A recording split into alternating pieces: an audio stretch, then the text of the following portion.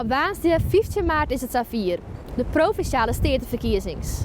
Maar op diezelfde dag moest je ook stemmen voor de wetenschapsverkiezingen. Hast je nou geen flauw idee wat dat inhoudt? Geen nooit, ik ben hier om het u te lezen. Laat ik bij het begin beginnen.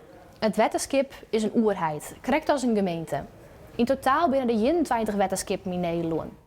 En elk jaar hebben zij één taak: het beheer van het wetter in het land. Maar hoe steekt dat wetenschap nou in waar? Het wetenschap had een algemeen bestuur. Het is het hoogste beslisorgaan van het wetenschap en bestaat uit 24 leden. 21 daarvan worden kiezen. En 4 hebben zogenoemde geborgde zetels. Een vast plak in het algemeen bestuur. Zij binnen vertegenwoordigers vanuit de landbouw en natuurinstanties. Dan is er een duistig bestuur. De taak van de 4 leden van het duistig bestuur is het tarien en uitvieren van de besluiten van het algemeen bestuur. Onder het haat van het wetenschap staat de dijkgraaf. Nou, ik ben Lucette Kroon. Ik ben de dijkgraaf bij Wetenschap Friesland. Wij hebben heel veel medewerkers. Er werken zo'n kleine 600 medewerkers bij het wetenschap. Zo zijn er ook mensen die onderhouden onze dijken. Die houden ook in de gaten of de dijk wel veilig genoeg is. Maar er zijn mensen die ook bezig zijn met het schoonmaken van het water. Er zijn mensen die zijn bezig met voorbereiding van allerlei beleidsstukken.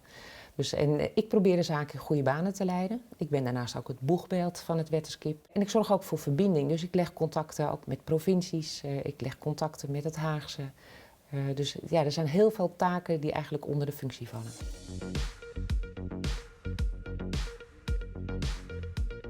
Het wetenschap had 3 kerntaken.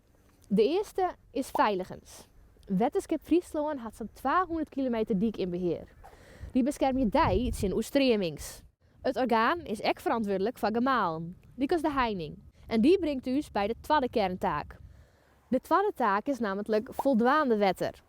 Het wetenschap zorgt ervoor dat plassen, marren, sleten en vetten in de provincie op peil blijven. In droge perioden wordt het wetter zo lang mogelijk beethouden en in warmteperioden zo rap mogelijk afviert. Dat we dienen met spuisluizen, liek als hier in Dokkumenije Zielen. De derde kerntaak is skienwetter. Het wetenschap monitort of het natuurwetter van goede kwaliteit is.